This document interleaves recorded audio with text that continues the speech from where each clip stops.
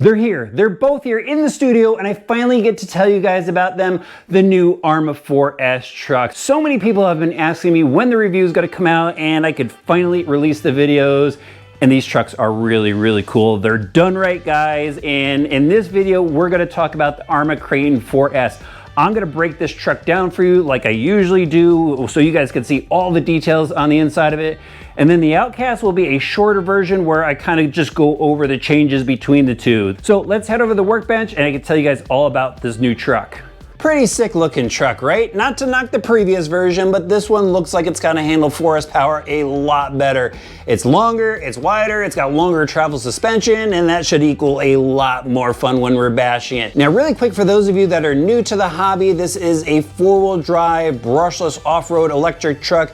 Comes ready to run, body is painted, comes with the transmitter. You just need to provide the battery, charger, and some AA's to get it going. Now, let's talk about the details, and we'll start off with the body. It's available in 2 different style paint jobs. Obviously, we got the gray, black, and blue version, and as you can see on the box art back there, there is the teal, white, and black version. Really cool looking graphics. Up top, we've got tethered body clips. We've got skid bumps up front, so if you flip this thing over and slide it, it doesn't wear away at the body. Check out the spoiler out back here, double deck spoiler with skid screws on top so it doesn't wear down the wing, again, when you roll it over. Just a really cool looking body. Maybe it's a little high up in my opinion. As you can see, the body posts are really tall. Maybe this could be dropped down a little bit, get a little bit more low profile out of it. Now, up front, we've got this bash bumper with a new skid down below. Over here, we've got the D boots, Copperhead 2 LP tires. These are vented from the factory, foam inserts. Really like the black wheels. The detail I like the most, 17mm hexes. That's awesome. It is a must on a 4S vehicle. 14mm hexes is fine for a 3S, like the Vortex back there. So I'm really happy to see these wheel hexes and serrated wheel nuts on there as well. Let me spin this thing around really quick so you can see what's going on out back before we pull the body off. We've got a wheelie bar. This is a lower set wheelie bar than the one you'll see on the Outcast. Just a small little bumper up above it for cosmetic looks, and then really stout wing mount on this thing. That thing looks absolutely solid. All right, let me pop the body off so we could talk about all the features on the inside now. And I've already taken the body clips off. We've got our Arrma slogan in the top, of course, and check this out. Really cool looking chassis, right? Similar to what we've seen before from Arrma, but this chassis is now a lot longer. But before we get into the chassis, let's talk about the suspension, where we always start. And we'll start with the front shock tower here. This thing is massive. It is a composite shock tower. They've got some honeycomb bracing behind here and just makes for a really rigid shock tower. Same thing goes for the rear. We've got this big composite shock tower, and of course attached to it are these large bore shocks. On the previous 4S model, we had composite body shocks. Now we have aluminum bodies, still a composite cap, preload clips, and then down below here on the perch, we have a little splash guard or a little protecting guard to keep the shock shafts clean from dirt and debris and stuff. And now let's check out the rest of the suspension. Up top, we've got adjustable links, steel tie rods there, and really heavy duty looking rod ends. The only thing that I would have liked to have seen is metal ball studs in here. These are plastic ball studs, but that is a quick and easy fix if you ever do want to swap those out. And then down below, really chunky, really stout, sturdy looking arms. These things, look at these things. These have all the webbing filled in except for the end here, so they should be a really strong arm. Not a ton, actually 0 shock mounting options here. These are just fixed for, they've got their suspension geometry down. You don't need to move anything, but nice looking arm, really nice looking caster block and steering knuckle. Everything is dual shear, so nothing comes apart on you. The hinge pins are captured with the button head screws, really sturdy looking kingpins in the steering knuckle. And then inboard, we have a aluminum plate to help capture the inner hinge pins so they don't rip out in case of a crash. And then if you look really close, we have sway bars now, front and rear. So this is really going to help with the handling of the Truggy.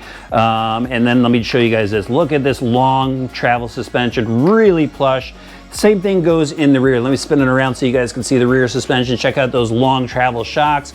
They do give you preload collars in the kit, so you can go and adjust it if you need to. But we've got the same or similar style arms in the rear, all filled in gaps, so it makes a nice stronger arm. Captured hinge pins. We even got the aluminum brace plate out back, adjustable tie rods up top, and of course bulky looking hubs on the outside, even with little splash shields out there, so it helps protect those universal ends from any dirt and debris getting inside. And once again, the truck is wider than the previous version, which will help with stability. Now let's check out the chassis, which is longer. Really good looking chassis, much similar to the other chassis that we've seen out there. They've got their honeycomb bracing in the center, in the back to keep this thing rigid, bracing up front. We've got this upper aluminum brace with the damper up front, so instead of this rod bending in a crash, that damper will absorb any shock to, just keep this thing solid and straight.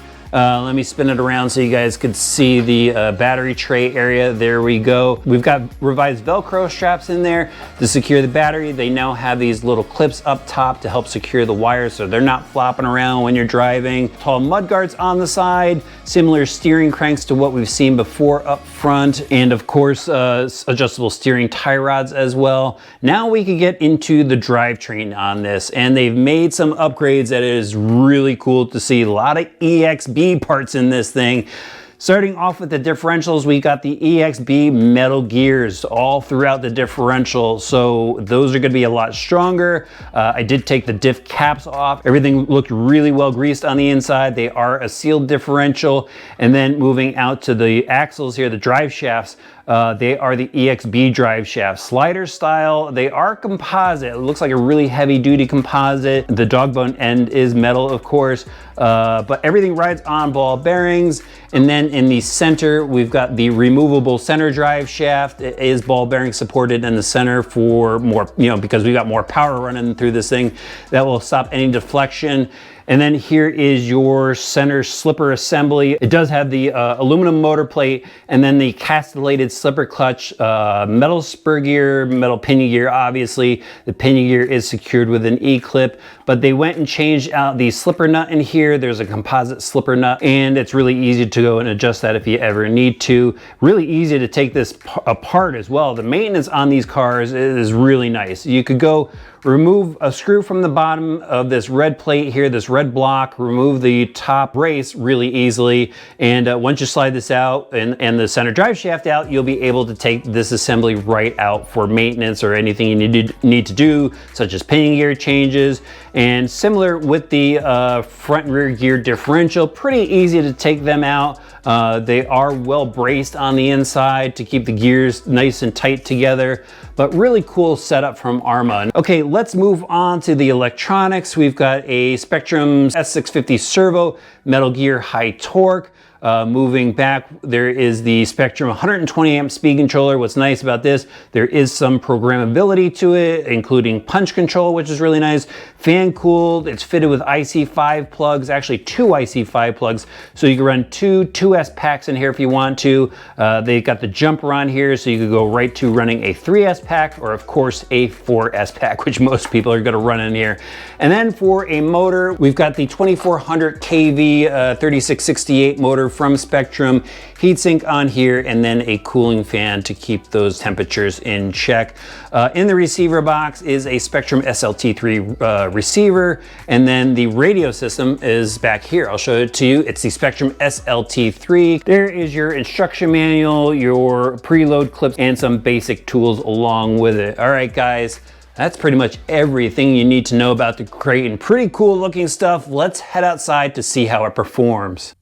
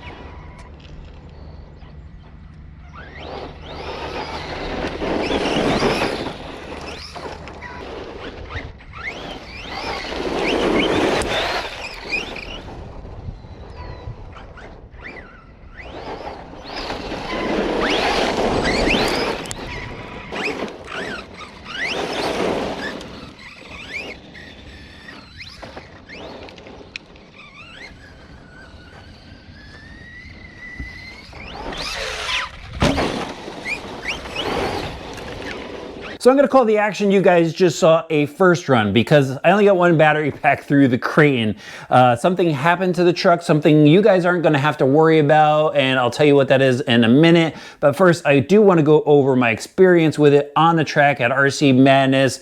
I wanted to drive it on the track. I thought it looked like almost a cool racing Truggy. I'm sure some people are gonna have fun with it on the track, and so that's where I went with it, and it was a blast. The suspension is set up pretty well for those jumps, going through the corners, handling the rough stuff. It did buck up here and there with some of the small whoop jumps, but man, this thing was a blast to drive around the track. Just so smooth over the double jumps, lots of plush suspension travel on this thing. Plenty of steering as well. I could power slide it through some of the corners, some of the tighter corners. I could feel the soft servo saver kind of giving way, and you know, it caused me to go a little wide around some of the corners. But that's, you know, something that we're aware of with servo savers in ready to run vehicles. They're there to help protect the servo. And later on down the road, if you want to go throw an aftermarket servo in there, that's when you can put an aluminum horn and get that precision steering. But this is on the safe side. Really fast on a 3S pack. I ran it on a 3S pack. This thing is quick, and it'll even pull some wheelies on a 3S pack. So if you're carrying packs over from some of your other Arrma vehicles, you know, it's going to work well in here. And on 4S, it is awesome. Perfectly powered for the size of this vehicle. You know, it is all mostly plastic and composite plastics. It's a good power to weight ratio. So you go and launch this thing off the jumps and have a really good time. And I expect that to happen with the bigger jumps once I get there. I'm pretty sure I'm gonna do a follow-up with this once I get it all sorted out. But this thing, it handles well. This long wheelbase just makes it so nimble, so easy to drive. I'm sure people are just gonna have a lot of fun with it. No problems with, you know, overheating with the motor, battery, speed controller. Let's get into some of the things that you guys need to know. Now, the problem I had with it was there are C-style clips on the out drives, and those hold in the pins. And there are instances like, let's say a rock gets caught in there that could push that C-clip off. That's what happened with my truck, and it ejected the pin. Now, Arrma is aware of this problem, and the production trucks will not have that issue. So when you go pick up this truck, you won't have that problem. Nothing to go crazy in the comments about. Arrma is aware of it, and they're fixing it so you don't have to deal with it. I have to deal with it on the other hand, so that's holding me up with getting some more testing in for you guys. But you know, I got a good feel for the truck, enough to tell you that this is going to be fun. I know it's going to be fun. With over 30 years of experience, I know that this thing's going to be a blast. Other things that you guys need to be aware of, the shocks, they're very close to the drive shafts and you'll see some scuffing. I don't think it's really going to cause any issue other than you're going to notice some lines there. Watch yourselves with rocks getting inside around the drive shaft area. I noticed a little bit of gouging on the drive shaft. No rocks got caught in the steering, so that wasn't an issue. There is something that you guys need to maintain. The gear cover, or the gear case, where the slipper clutch is, does take in some dust and dirt. I pulled it apart, found some dirt under there, and for maintenance, I would just go and maintain that every single time you go out and run it in a really dusty area. You don't want that stuff wearing away at your gears or your slipper clutch. And the wires, they kept falling out a lot. That's a lot of weight with those two big connectors on there. So I would go and secure them under the Velcro strap so they don't fall out on you. Other than that, I mean, guys, this thing was a blast for the one battery pack, and I can't wait to drive it some more. Let me know what you think about it in the comment section. I think Arrma nailed it with this one. The previous 4S, we'll just leave that one alone, but they did it right here. All right, I will have links in the video description. Throw the video a like and check out this playlist at the end of the video to see more Arrma reviews.